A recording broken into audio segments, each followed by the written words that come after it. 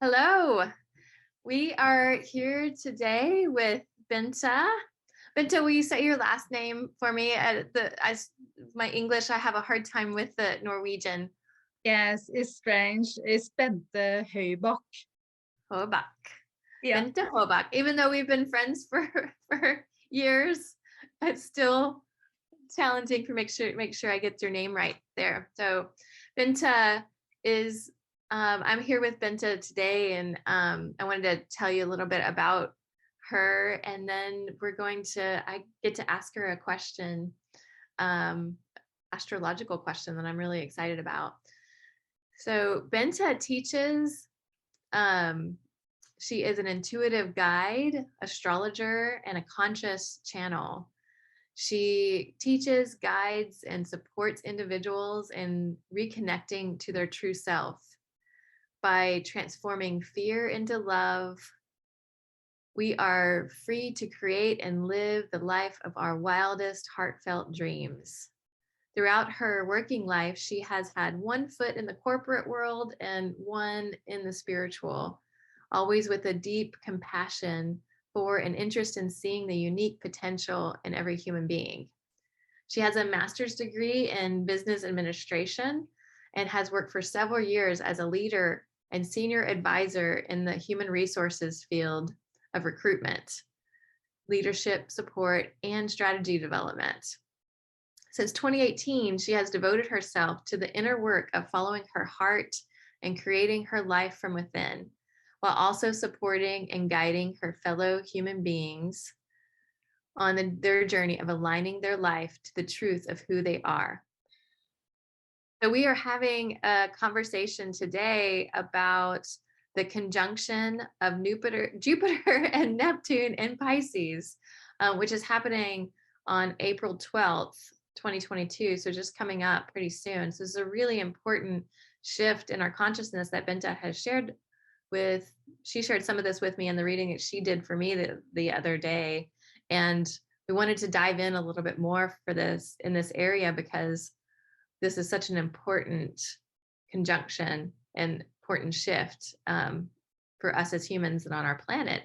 So Bente, please tell us, what do we need to know with this conjunction? Thank you, Rachel. This conjunction is really important and really a huge potential for us as human beings to raise our consciousness. And first, I'd like to say something about Pisces, because the conjunction is in Pisces, and it's actually about 160 years since Jupiter and Neptune was conjunct in Pisces the last time. So this is really powerful. Yes. And you as a Pisces, you know something about Pisces, but it's actually the most sensitive sign in the zodiac. And it's very much connected to our feelings and our sensitivity. And the way the sensitivity can be felt is both on our skin. Very often people with strong Pisces is very sensitive to their skin, and also the eyes and light, and also in the stomach area. And it can be allergies and food intolerances that is connected to that. So, And I've been feeling all of those things right now recently. So wow, wow. Yes. That's interesting. Yes. And I think as a child, often the feelings and the sensitivity can be a real challenge. But it's also one of the biggest strengths of the Piscean energy, and for Piscean people and those with planets there, is the sensitivity.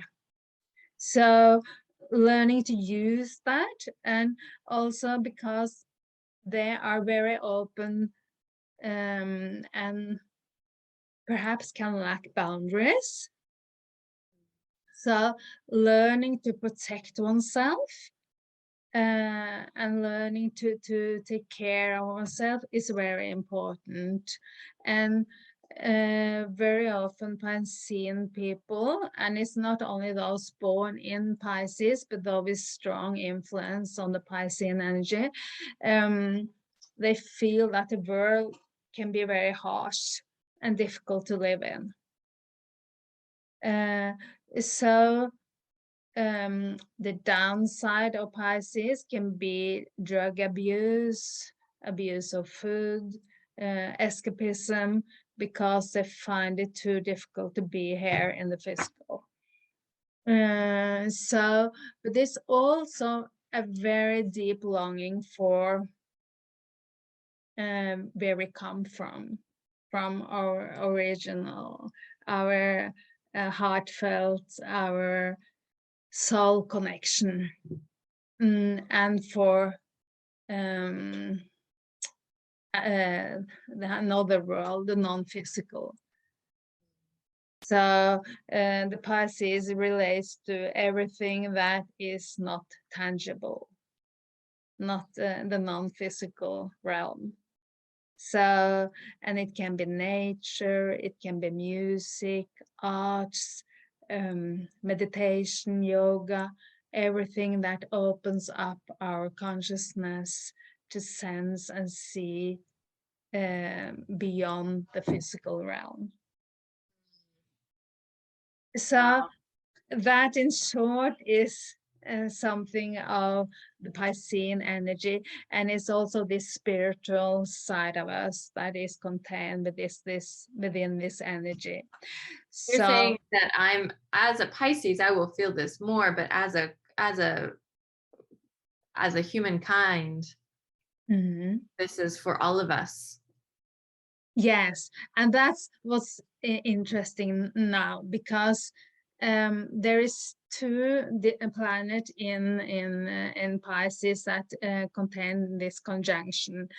First of all, it's Neptune, and Neptune is the ruler of Pisces. Every zodiacal sign has its ruler, and Neptune is Piscean ruler. So when it's in its own sign, it's strengthening the symbolism of that planet.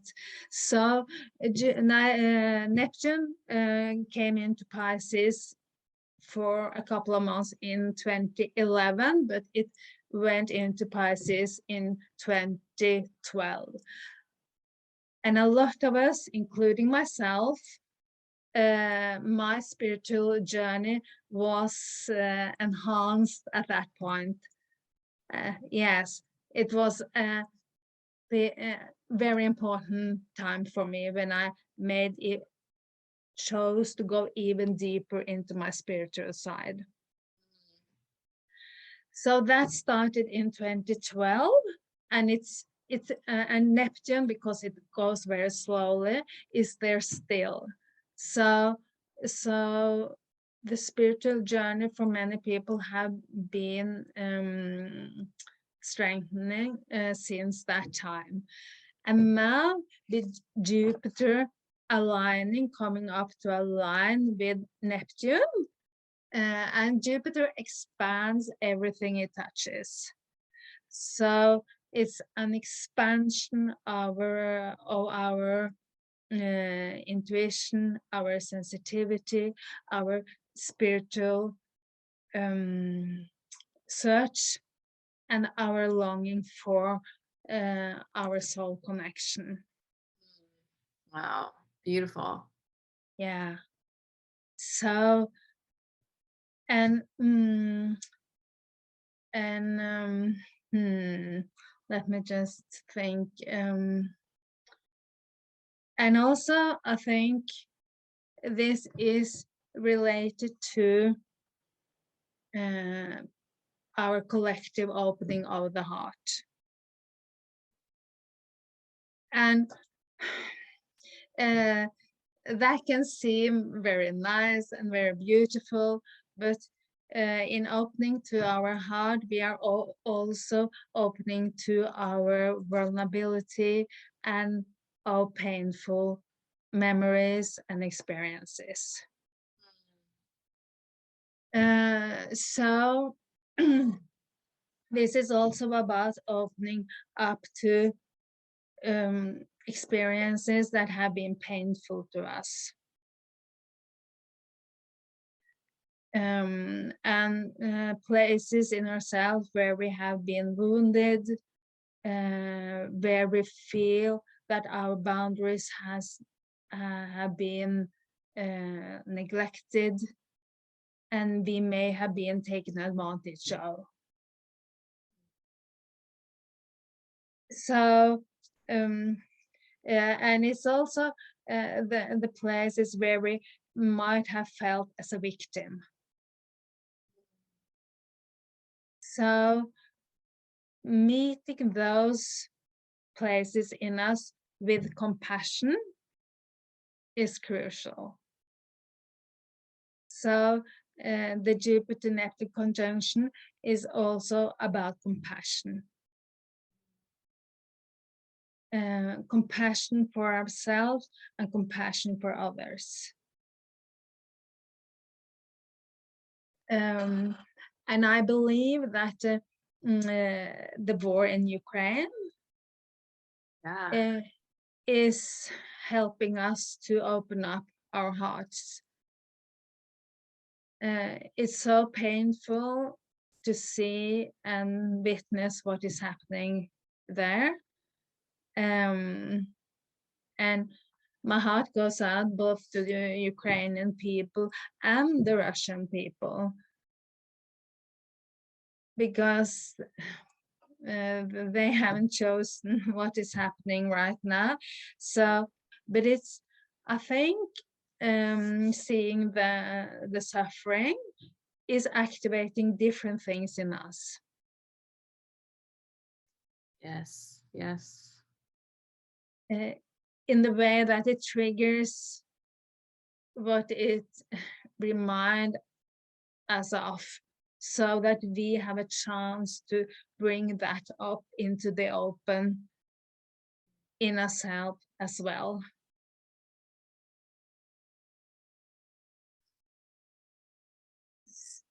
And through this, we also have a chance to experience that we are all one.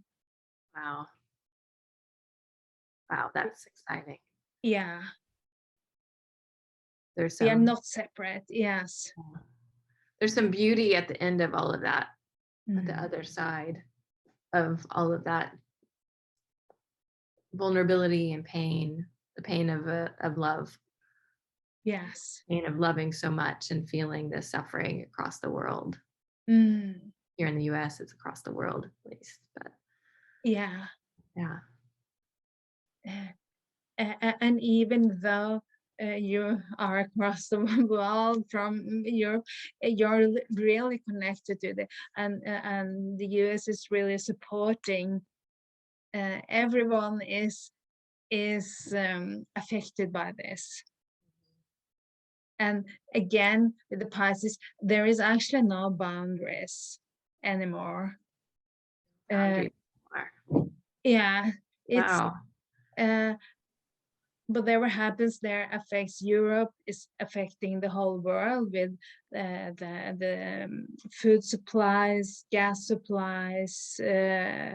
We are in this together. So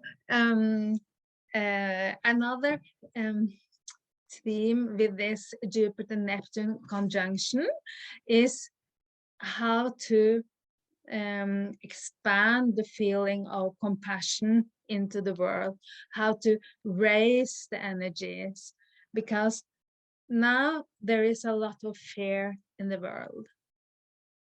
Fear and anxiety and pain. And those are energies with a very low frequency. It's very low, it's dense, it's heavy, it gets difficult to see and feel the light and the hope with so much fear. So the more we can meet ourselves with compassion and the people around us, and actually fill ourselves with those high frequency feelings. I think compassion is one of the feelings with the highest frequency. We are really supporting the collective to raise the vibration. If that makes sense. It does. The collective raising the vibration feels like something that many of us have been eager for a long time. This conjunction gives me a feeling of hope. Oh, that's beautiful. Yeah. And I think many of us have been working towards this in our own individual processes. Yes. So now the planets are aligning in such a way to say, yes, you've been working for this, you've been hoping for this, you've been learning and working on your own heart and soul and growth and healing, and now the same for the rest of the collective. And here's the cosmos that is nodding and saying yes. And what's really interesting when you're saying that is because your Jupiter is actually almost conjunct this conjunction. And to those listening and are viewing this, I've already talked with Rachael on beforehand, so she is willing and ready to share from her horoscope, because I find it very interesting. And bring it on. Yes. And actually, Jupiter, it takes 12 years to go one round. So what's interesting is for you, you don't have to share this here, but what happened for you 12 years ago, because Jupiter is returning to the same place as it was 12 years ago. So is not the same that is happening, because we always go spiraling around. It's not the same. You are on a higher level than you were 12 years ago. But also then would be an important message and a process for you to keep in mind when you're going into this same moment in the 12th of April. Wow. Is that mainly for me because my planet is in Jupiter, or is that as a collective as well? No, it's for you especially. Okay. Yeah, okay. Because your Jupiter natally in your birth chart is almost on the same degree as this conjunction. Okay. In Pisces. In my birth chart. Well, I love that. Yes. It's very exciting. Yes. Wow. So this is definitely a pivotal time for you. And also, you might also think back from when you were 12 years old. 12 years old. Okay. Yeah, because that would be the first return of Jupiter to its natal place. So it could be things happening at that point that actually spurred off something on your spiritual journey, even though you were young. Or it also could be some wounding or something. So you can just ponder this afterwards, just to see, because it might give you some important clues as to how to really express and expand this time around. Writing notes. That's great. Yes. Yes. Another view on this, if I can share. Yes, please do. I've been thinking about this divine masculine, because the masculine contains also the power and the strength within us. And if we don't have an open heart to combine and connect with the power and the strength, is very easily turning into abuse and power over someone else. So the masculine without the opening heart is a masculinity out of balance. So the divine masculine has an open heart and reverence for the feminine. And actually, I had a dream this night, which I was kind of surprised. I didn't know quite how to make what to make of it, but it showed older men taking advantage of young feminine women, and also older. And it was the dream showed that it was some years ago, and the men in this dream was a bit drunk, a bit they didn't look so nice. So I think it's the instinctive side of us and the animal side of us coming out if we are not connected to our heart. So, and it's also important for me to say that it's not only for the men, it's we as women also have the masculine side, and we need to align it with our heart and open our heart in order to have the balance and come into self-sovereignty and empower ourselves instead of needing to have power over others. Does that make sense to you?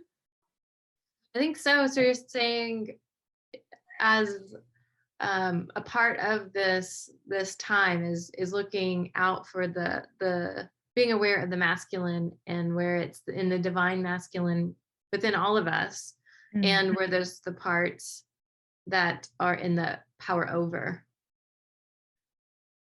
Yeah. Noticing more deeply that the divine masculine and the places that might go into power over. Yeah.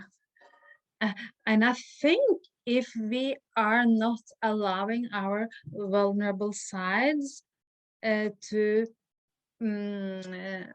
come into the open and acknowledge them, that is easier to close off and don't arrive at this connection with the heart. We need to allow ourselves to be vulnerable. We need to open up, and we need to meet ourselves with compassion when we do that, because it is painful. And just allowing ourselves not to be perfect and go through this transition is quite beautiful and quite freeing. Yes. So I think the compassion part here is very important. And yeah.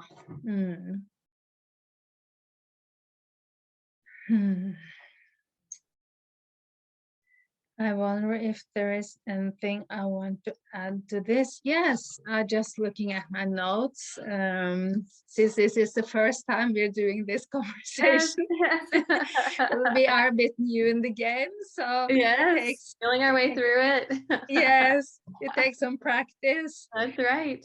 Yes, and actually, yes. What is also very interesting is that tomorrow we have a full moon.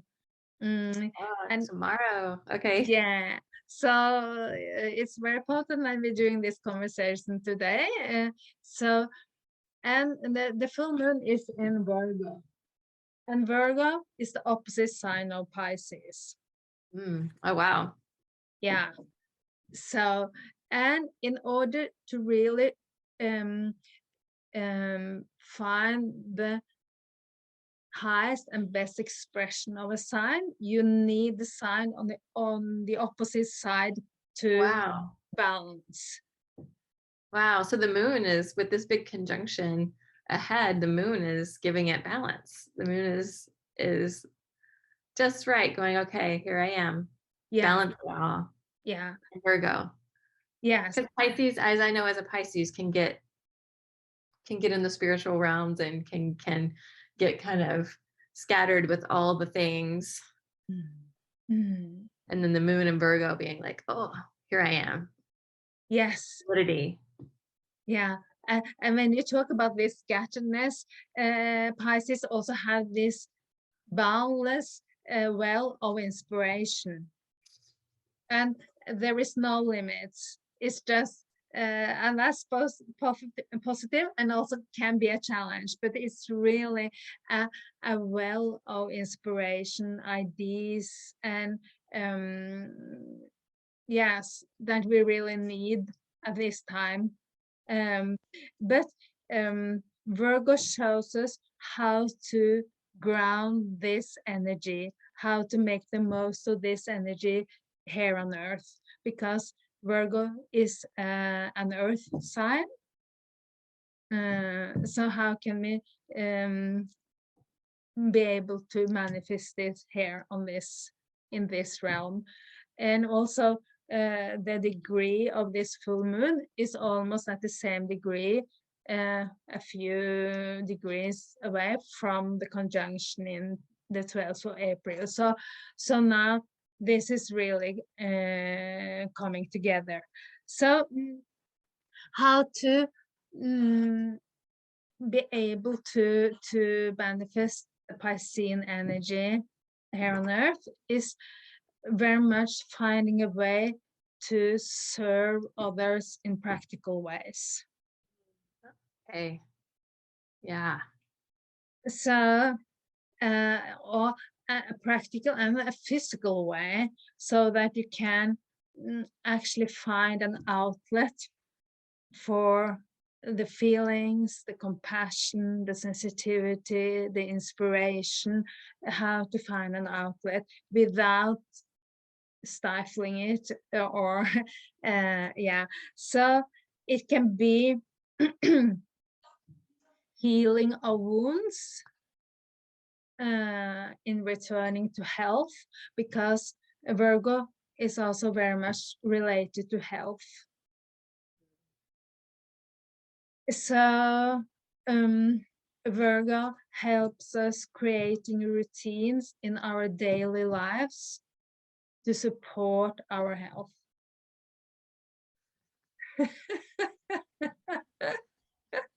That's so funny. That's been my challenge lately as the Pisces, who's like all these ideas and so many things that I'm inspired by, that I want to do. And the routines that the Virgo is Earth, as you shared with me. I don't have a lot of Earth in my chart. So this Earth, like the routines and the structure, my Pisces self resists, wants to go, oh, but this and that and that, and oh, and rather than the routines and the taking care of my my body and the structure of my day. Yes. So how lovely that the moon is in Virgo right now. Thank you, moon. Yeah, and that brings in another aspect of the transition that we as a collective are in right now, because we are more into collaboration than fighting with each other. And Yes. also, and why I'm saying that, why this trigger this off for me is also because I have a lot of Virgo. So, and also being able to cooperate with you, doing this with you, helps me a lot. So I think I also have a lot of Pisces.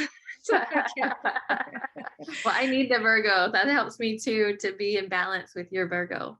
yeah, Yeah. and I think that we can support each other. Not only the two of us, but that people around us can find people that matches them, and that I don't know the word in English, but that we actually complement each other. We are not supposed to go it all alone anymore. It's safe to have support from others. It's safe to show our vulnerable sides, so that we actually can receive support where we need it. Yes. Yes.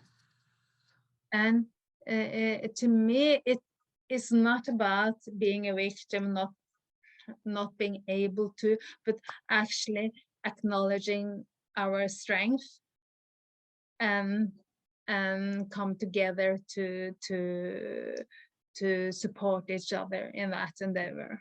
Yes. One of the things that my husband often says, or especially said while we were in our dating phases, that 1 + 1 = 5. You know, that as we come together, we're more than just the 2 or 3 or 10 people, where it's magnified exponentially, what the power that we have when we come together. Yeah. Wow. It's so beautiful, and it's so, I think that is what we need right now. And it's assisting us in open up to our diamonds. It's not by keeping our lights or dimming our lights. It's about actually supporting each other in shining and showing who we really are. Yes. You. I think so many of us are craving this. It just feels so good in my heart to that this is where we are. Yeah. And also because the Piscean energy can be invisible, and often people with strong Piscean energy have felt invisible, that they're not noticed, that they overlooked, not being paid attention to. So also have this beautiful, sensitive, empathic energy coming out, allowing it to be seen, allowing it to be heard, allowing it to take up the place. But then some other strong voices need to be lowered, so that we can actually hear and listen to the softer energies and voices. Ah, thank goodness. It's so nice to have you put to give words to that, because it's something that that I have felt for a long time in my life, and I imagine other people with Piscean energy have felt that. And so this honoring of like, okay, there's parts of me that need to like quiet down a bit and let the Piscean parts, the sensitive parts, the softer, more spiritual voices come more to the surface in my world in a microcosm, but also in the macrocosm as humans. Those parts that need to like maybe to settle a bit, so that the spiritual parts, the more soft-spoken parts, with the wisdom and insight and connection to spirit, can come more to the surface. Yes. So thank you so much for putting words to that. And this is the first I've heard that in that way. Okay. And thank you for sharing how that feels to you. And I also think that it's about introvert versus extrovert. Oh yeah. And this is more the introversion being honored. Mm. And as you say, the connection to the spirit and to the wisdom within. And that is so beautiful. And when we connect to our heart, it also opens us up to the feeling and the realization and the experience that we are all one. Is not some saying, or is actually a feeling. You can feel the connection. We are not separate. We are separate in the physical, tangible world, but on the inner, we are all one and we are all connected. I think there's such a deep desire and longing for in our world for this. People act out in various ways that aren't healthy for us or for the planet, that it's out of this deep longing for connection and getting out of the sense of loneliness and knowing that we are all connected in spirit. We really are. And I've heard this for many years, right? We're all one, we're all connected. Even on the soap I've been using for years, the Dr. Bronner soap says all one, you know? So this has been out here for 100 years or plus, many years, but this is now sinking in a different way. And how you're putting voice to it, that how to really take that in and experience it as this oneness, nourishment and the growth and the all of our needs being met with that understanding, feeling and experiencing of it. And I also see, I think the coronavirus also opened up to the fact that there are no boundaries. It's spread all over, and now also the war between Ukraine and Russia, the consequences are affecting the whole world. Yes. So it's this boundless, limitless, and also the experience of this. We are affecting each other. We have to cooperate. We have to stay together to actually move up. Another thing about this, how to manifest this Piscean energy on the earth, is also possible to express this through art and through music. And what's happening here in Norway is that very many, especially young musicians, they are creating songs where they are telling about their inner problems, about suicide, loneliness, desperation, not feeling good enough. And they are so powerful, and their voice are, and speaking on loneliness, feeling alone, young people really feel seen and understood when they share their inner story. And it's so brave. Yes. Wow. Inspiring. So in that way, they are creating music that heals. And you can create art that heals. So there is a lot of ways to manifest this new energy. Yes, that was my next question, was how do you suggest for us, like what what do you suggest for us as we approach this conjunction as ways to really take it in and to experience it to its fullest? Yeah. It's actually to open up to parts of us that we have closed off or been afraid of experiencing, feelings that we have been reluctant to taking up into the light. And it can be the way. There is a lot of ways, but like we sharing this together and sharing this to the world, it is definitely out of our comfort zone for both of us. Yes, yes. It's amazing. I mean, 1 year ago, it would be impossible for me. I mean, even 3 months ago. So it's really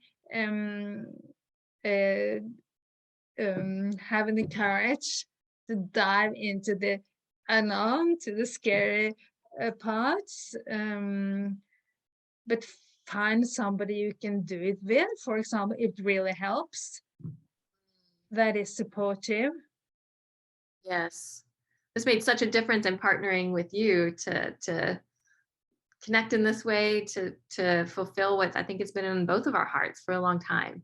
Yeah. So that's an example of that. We're doing it right now. This yes, joining together and supporting each other to lift each other, both of us, into our heart's true calling. Yeah, and even though we are living on the opposite side of the world, or almost, yeah, it's like, and I think also, instead of thinking the ordinary boundaries, we have to think outside the box. We have to think outside the box. I've been so reluctant I thought I had to find somebody here in Norway to cooperate with. But every person I meet lives abroad. And I've been so reluctant to take that step, to do things in English. But when I let go of that imagine box that I needed to be within to feel safe and venture out, it's actually opening up. You have to have that courage. Stepped in, and English isn't your first language. You speak it beautifully, but I know that when we get nervous about something, those are the parts I can say, but that's not your first language. You know, the parts that get us, that stop us, and you've stepped in with courage and said, okay, here I am. My partner in this journey lives in America. And I'm going to do it anyway. Speaks only English. Yeah. And that's a so good reminder of what you're saying there, because the downside of Virgo is criticism, self-criticism. You're not good enough, you're not that enough or that enough, and this chatter we all have in your head, in our heads. So place that aside, allow the compassion and be generous with yourself and with others. Things doesn't have to be perfect to be of worth. Yes, such a big lesson. It doesn't have to be perfect. No. Let it flow. Well, thank you so much, Bente. This has just been a delightful experience with you today. So much insight. I've got my own personal arenas to explore from looking at my chart, you sharing information about my planets and where they are. And for us as a collective, we're all moving into this beautiful Piscean energy. And even though it has its hard parts and the vulnerability and looking at the painful parts and wounds, there's so much potential in the spiritual, creative realm and this connecting coming together in oneness. This is a big support in coming together in oneness and supporting each other in small ways and in big ways. Oh, thank you so much. Well, there'll be more soon. Meet you back here again. Yeah, and thank you, Rachel. It was such a privilege to have this conversation with you. I have the possibility to share with you. Thank you. Bye-bye. See you soon. Bye-bye.